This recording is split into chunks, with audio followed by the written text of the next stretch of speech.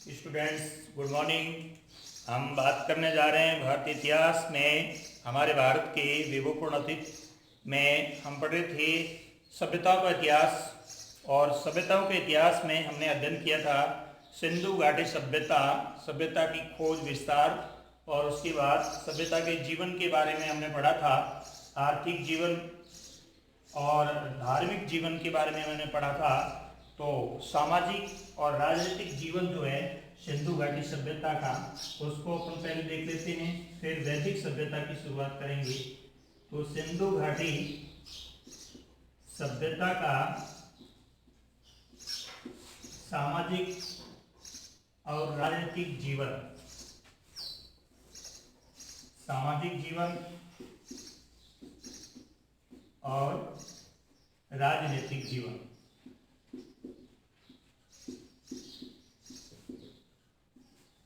सामाजिक जीवन और राजनीतिक जीवन का हम अध्ययन करने जा रहे हैं। सिंधु घाटी सभ्यता के यदि हम समाज की बात करें तो यहाँ पहला बिंदु है संयुक्त परिवार प्रणाली थी। संयुक्त परिवार, सभ्यता नगरीय थी, नगरीय और शहरी आवास थे, शहरी आवास थे। यहाँ यदि हम समाज की बात करें तो यहाँ जो समाज का वर्गीकरण किया है, वो समाज का जो वर्गीकरण है वो स्तरीकरण के आधार पर है। ध्यान रहे, स्तरीकरण, स्त्री नहीं, स्तरीकरण मतलब, स्तरीकरण का मतलब है समाज का वर्गीकरण है वो उनके स्तर के आधार पर किया गया, अब स्थिति के आधार पर किया गया कि समाज में कौन सा वर्ग किस कार्य से संबंधित है। इस तरह का जो वर्गीकरण है वो इस स्तरीकरण का वर्गीकरण कहलाता है। तो इसे हम स्तरीकरण की अवस्था या सामाजिक स्तरीकरण की अवस्था के नाम से जानते हैं। और इस सामाजिक स्तरीकरण की अवस्था में यहाँ पर समाज के 4 वर्ग माने गए, और 4 वर्गों में नंबर 1 जन सामान्य वर्ग, जन सामान्य वर्ग। नंबर 2 कर्मचारी वर्ग, कर्मचारी वर्ग।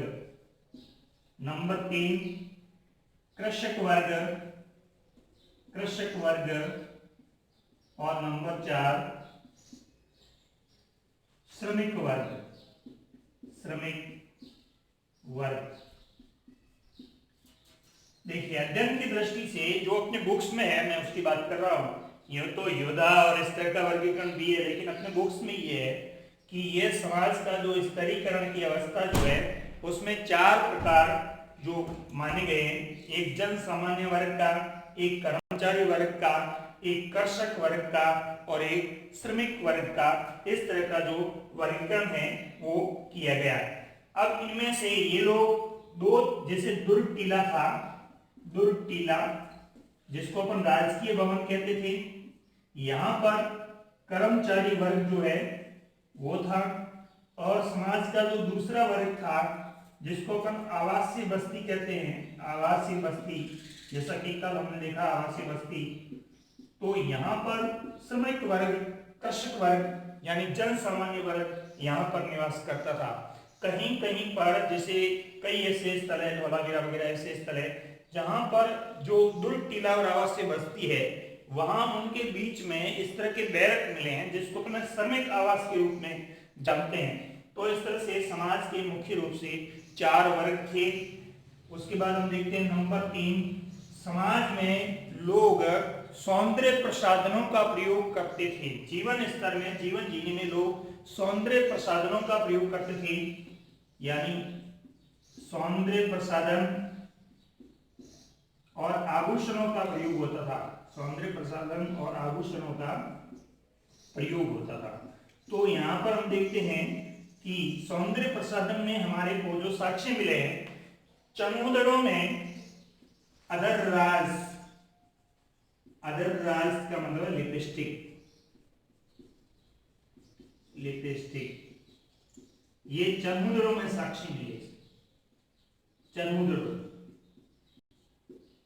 गुजरात में शॉपिंग, कई जगह पे शॉपिंग मॉल के साक्ष्य भी मिले हैं।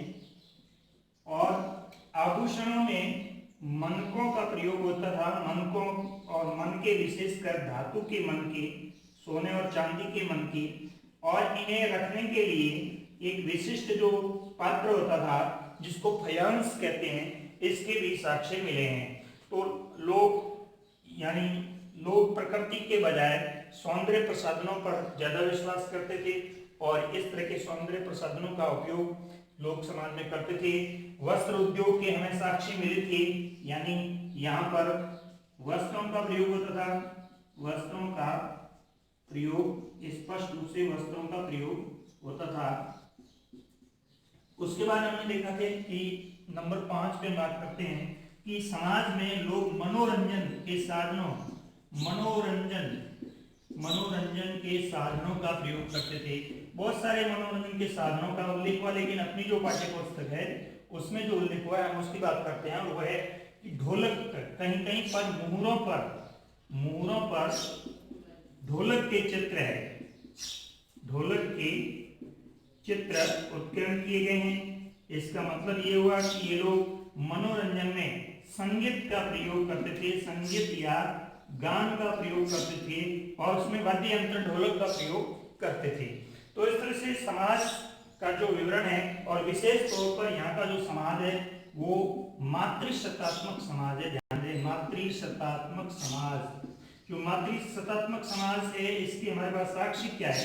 इसके हमारे पास साक्ष्य है कि जितनी भी मृण मूर्तियां मिली है, मिट्टी की मूर्तियां, मृण मूर्तियां जिसको मिट्टी की मूर्तियां कहते हैं, मृण मूर्तियों पर, इन मृण मूर्तियों पर मातृदेवी के चित्र अधिक है, मातृदेवी के चित्र सर्वाधिक है। ध्यान रहे, चित्र सर्वाधिक है। जितनी भी मिट्टी की मूर्तियां मिली है उसमें माताओं के चित्र अधिक है। मोहरों पर भी हम देखते हैं कि माताओं के चित्र है। एक हमने ये देखा था कि हड़प्पा में एक मोहर मिली जिसमें मातृदेवी, जिसको आयरिस, सर जॉन मार्शल में आयरिस देवी के रूप में नाम दिया, धार्मिक जीवन में हमने देखा। तो वो माता विराजमान है, उनके गर्भ से एक वृक्ष है और पीछे एक हथियार लेकर पुरुष खड़े हैं और माता का हाथ आशीर्वाद के रूप में है। तो इस तरह के साक्ष्य ये बताते हैं कि यहाँ का जो समाज था वो मातृसत्तात्मक समाज था। तो सामाजिक स्तर में हम यदि अध्ययन करना चाहे तो हमारे पास ये 5-7 बिंदु होंगे। पहला होगा संयुक्त परिवार, नगरीय और शहरी आवास थे। नंबर 2, समाज का जो स्तर था उसको हम स्तरीकरण की अवस्था कहते हैं। समाज 4 स्तरों में बटा हुआ था, सामान्य वर्ग, कर्मचारी वर्ग, कृषक वर्ग और श्रमिक वर्ग।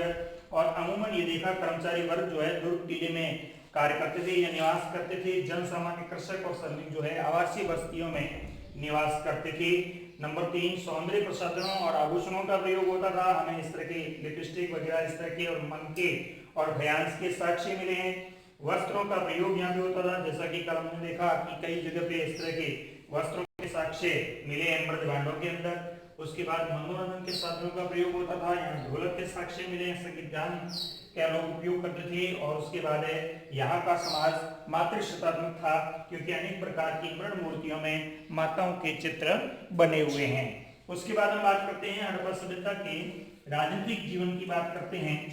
जब हम हड़प्पा सभ्यता के राजनीतिक जीवन की बात करते हैं तो हमारे सामने ये तथ्य आते हैं कि यहाँ कोई किसी प्रकार की एक स्पष्ट राजनीतिक संस्था नहीं थी, स्पष्ट शासन प्रणाली के हमारे को किसी तरह के साक्ष्य नहीं मिलते हैं। लेकिन खुदाई में जो साक्ष्य मिले हैं उसी के आधार पर, यानी उत्खनन की सामग्री के आधार पर हम कहते हैं कि हड़प्पा सभ्यता का जो राजनीतिक जीवन है उसमें विशिष्ट बातें थी। तो हम देखते हैं हड़प्पा सभ्यता के राजनीतिक जीवन की पहली विशेषता जो है वो ये है कि यहाँ संपूर्ण सभ्यता में हमें किसी प्रकार के हथियारों के साक्ष्य, कहीं कहीं बाणाग्र तलवार मिले हैं लेकिन हथियारों के साक्ष्य नहीं मिले हैं। इसका मतलब ये सभ्यता के लोग जो है वो युद्ध नहीं करते थे, युद्ध प्रिय नहीं थे।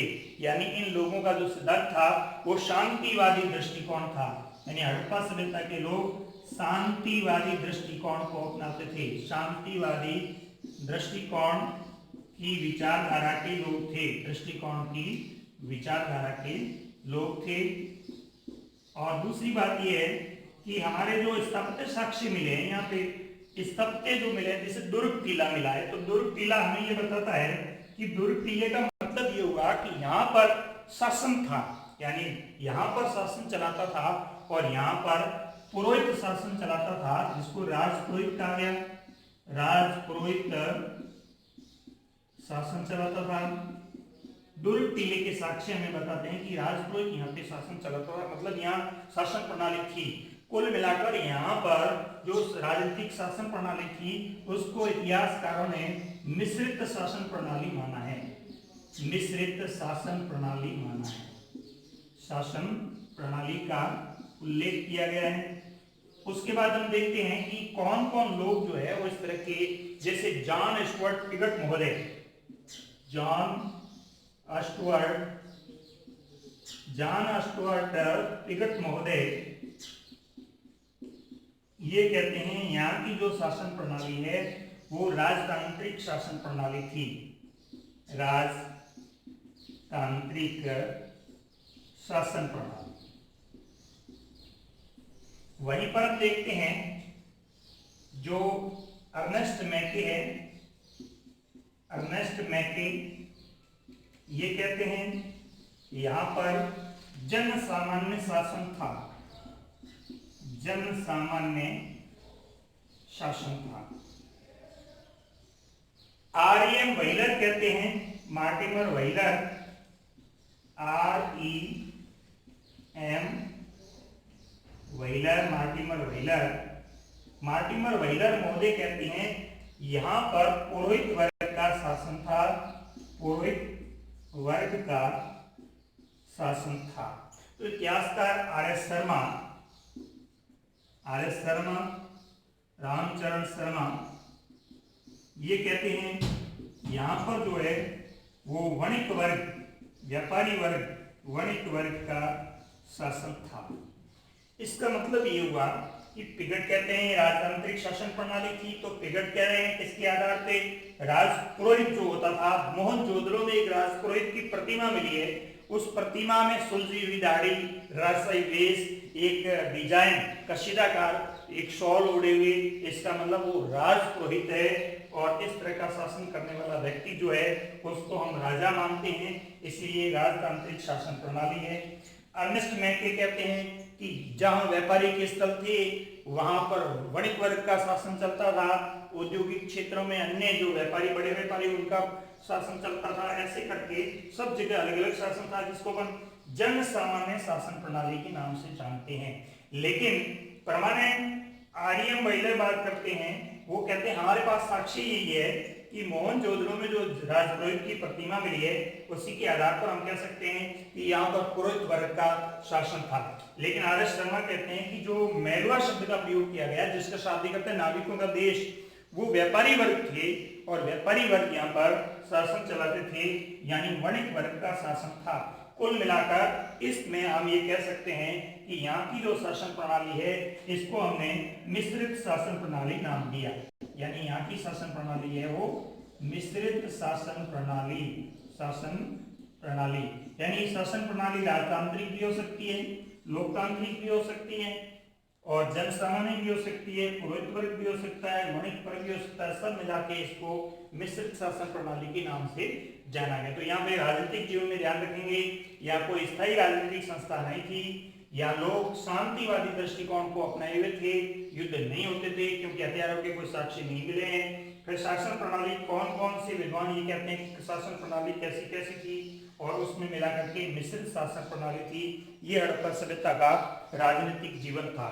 अब हम बात करते हैं हड़प्पा सभ्यता के कुछ इस तरह के इवेंट्स की, साक्ष्य की, जिसमें हमें कुछ इस तरह का भ्रमित होने की आशा रहती है, इसलिए उसका क्लियरिफिकेशन जरूरी है। तो उसको अपन देख लेते हैं।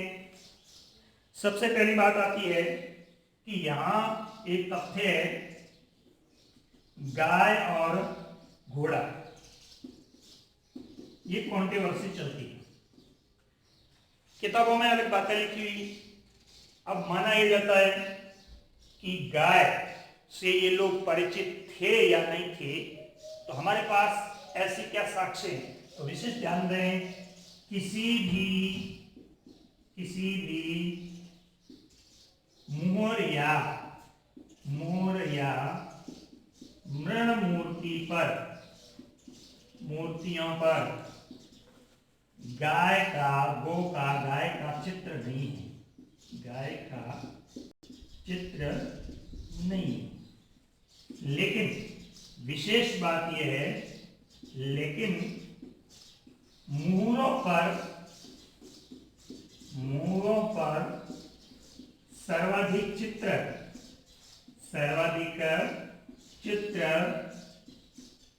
कुकुदनुमा रहित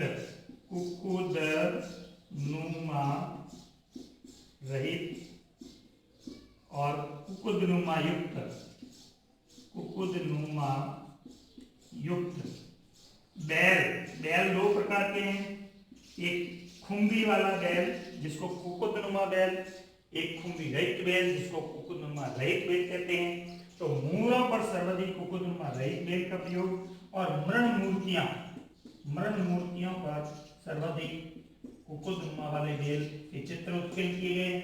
इसका मतलब ये हुआ कि बैल के चित्र उत्कीर्ण किए गए, इसका मतलब ये हुआ इस सभ्यता के लोग गाय से परिचित थे। तो ये ध्यान रहे। दूसरी बात आती है अश्व के संबंध में, घोड़े के संबंध में। तो अभी तक ऐतिहासिक तथ्यों में ये है कि सभ्यता के लोग घोड़े से परिचित नहीं थे, लेकिन विशेष ध्यान दें अपनी जो पाठ्य पुस्तक ये बताती है, और अपनी पाठ्य पुस्तक में दो विद्वान हैं, एस.एन. राव और वी.एस. वाकणकर महोदय।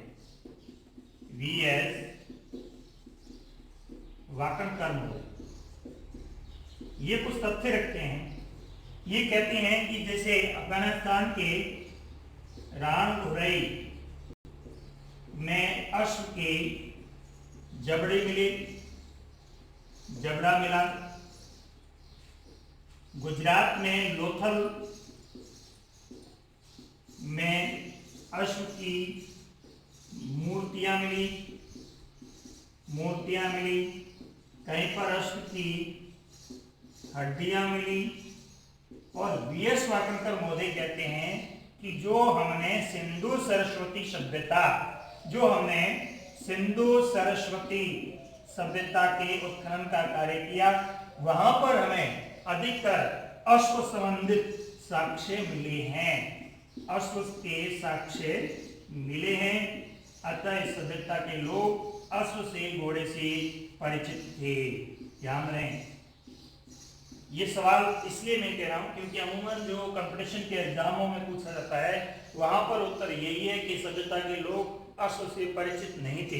लेकिन आपकी पाठ्य पुस्तक में, कक्षा 12 की पाठ्य पुस्तक में जो तथ्य रखे गए हैं उसमें एस.एन. राव और वी.एस. वाकणकर ने जो तथ्य रखे हैं, एस.एन. राव कहते हैं कि जहां चाहे जबड़ा, हड्डियां, मूर्तियां ये मिली है, और दूसरा वी.एस. वाकणकर कहते हैं सिंधु सरस्वती क्षेत्र में इस तरह के अश्व के साक्ष्य मिले हैं, इसलिए इस सभ्यता के लोग अश्व से परिचित थे। अपनी परीक्षा में सवाल आता है तो अपने को लिखना है ये तथ्य रखते हुए कि लोग अश्व से परिचित थे।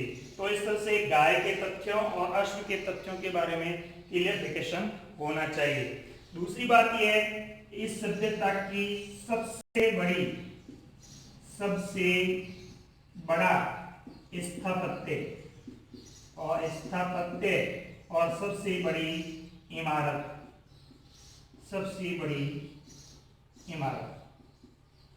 दो सवाल है। इस सभ्यता में सबसे बड़ा स्थापत्य क्या है? तो इस सभ्यता में सबसे बड़ा स्थापत्य है गोदीबाड़ा डाक यार्ड या लोथल का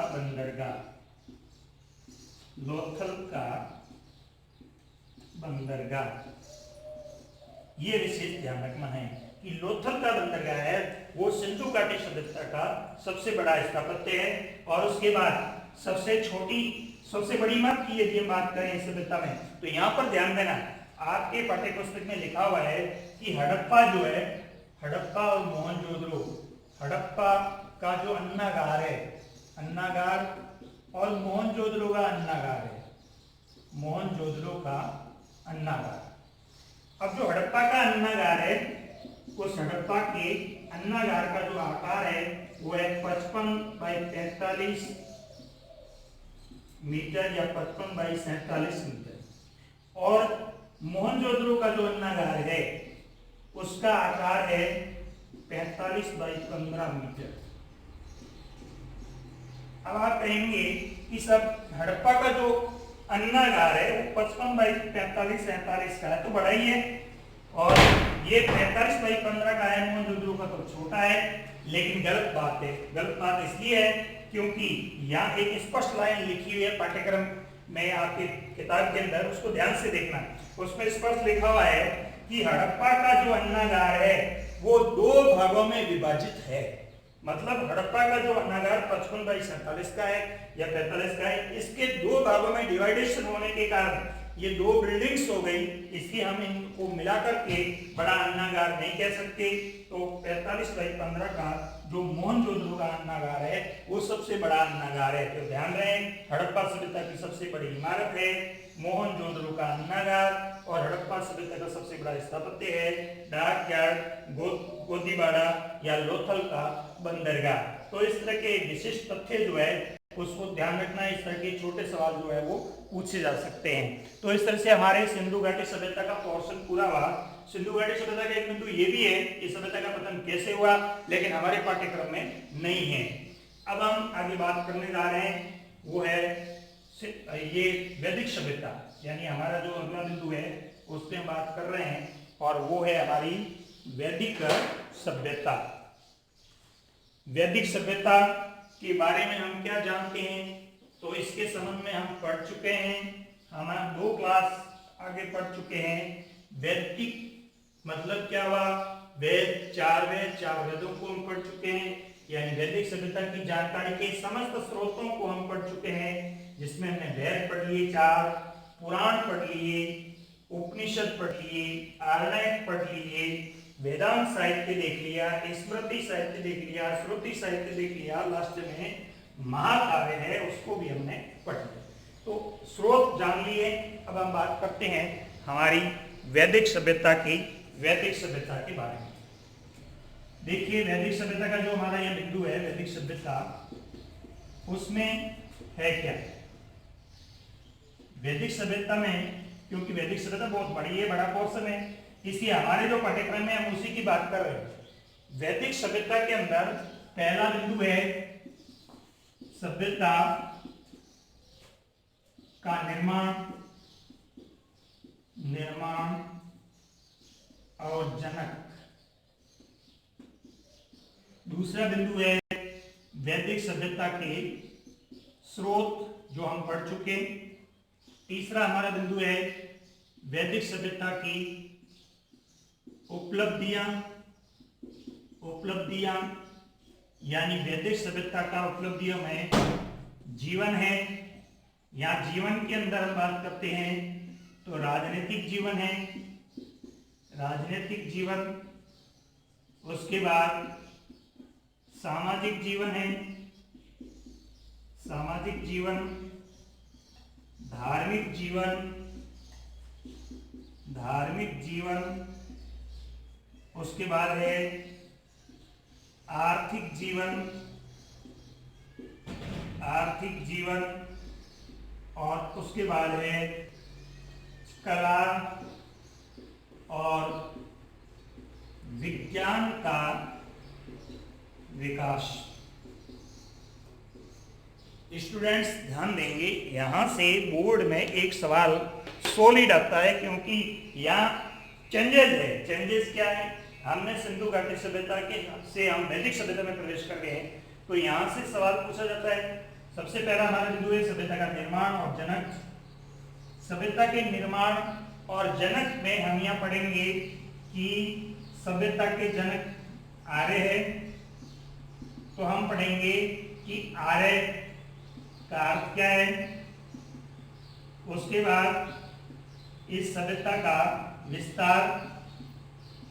विस्तार आर्यों ने कहाँ पर किया, इसके क्षेत्र को देखेंगे।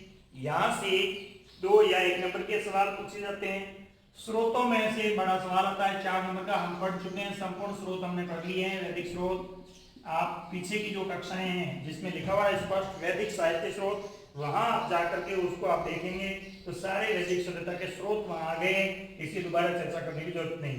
फिर देखिए आगे उपलब्धियों की जब हम बात करते हैं तो राजनीतिक जीवन में विशिष्ट तौर पे हम अध्ययन करेंगे संस्थाओं की, राजनीतिक संस्थाओं की जिसमें विधाता या विदत, जिसको विधाता या विदत कहते हैं, और उसके बाद है सभा, उसके बाद है समिति। सभा का अध्ययन करेंगे, समिति का अध्ययन करेंगे, विदत या विधाता का अध्ययन करेंगे। उसके बाद है सामाजिक जीवन। सामाजिक जीवन में हम समाज का अध्ययन करेंगे, समाज के अंदर हम अध्ययन करेंगे वर्ण व्यवस्था, विशिष्ट तौर पर वर्ण व्यवस्था। उसके बाद हम पुरुषार्थ, उसके बाद संस्कार, उसके बाद पंचमा यज्ञ, उसके बाद त्रिऋण।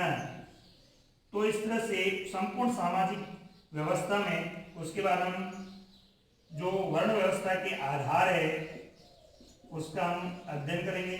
उसके बाद धार्मिक जीवन में, वैदिक कालीन धार्मिक जीवन में हम देखेंगे कि इनकी सिद्धांत क्या है, यानी ये किस सिद्धांत पर धार्मिक जीवन को अपना रहे हैं, कैसी इनकी पूजा पद्धति है, कौन कौन से इनके देवता है, इनमें से छोटे सवाल पूछे जाते हैं। उसके बाद में आर्थिक जीवन, एक बड़ा सवाल बनता है परीक्षा की दृष्टि से महत्वपूर्ण, कि प्राचीन भारत के आर्थिक जीवन को समझाइए। देखिए हमने जो हड़प्पा सभ्यता के आर्थिक जीवन को पढ़ा है, वहां पर आर्थिक जीवन एक इंटरनेशनल था, अंतरराष्ट्रीय व्यापार था, क्योंकि वो नगरीय सभ्यता थी। यहाँ पर ये सभ्यता नगरीय है, ग्रामीण है, इसलिए हम यहाँ जीरो से शुरू करेंगे, मतलब ग्रामीण सभ्यता है। तो यहाँ जो आर्थिक गतिविधियां हैं विशेष करके पशुपालन और कृषि है। वहां पर पशुपालन कृषि था, लेकिन इसके साथ साथ वहां पर विशिष्ट व्यवसाय उद्योग थे, तो यहाँ विशिष्ट आर्थिक जीवन को पढ़ेंगे। उसके बाद परीक्षा की दृष्टि से हमारे लिए महत्वपूर्ण बिंदु है वैदिक कालीन विज्ञान का विकास। ये एक बड़ा क्वेश्चन है, इसके अंदर हम बात करेंगे कि भौतिक विज्ञान प्राचीन काल में, भौतिक विज्ञान, रसायन विज्ञान, चिकित्सा विज्ञान, ज्योतिष विज्ञान और गणित विज्ञान। ये भौतिक विज्ञान, रसायन विज्ञान, चिकित्सा विज्ञान, ज्योतिष विज्ञान और गणित विज्ञान, इनका हम अध्ययन करेंगे। तो इस तरह से होगी हमारी वैदिक सभ्यता, जिनका हम अगली क्लास में अध्ययन करेंगे। धन्यवाद।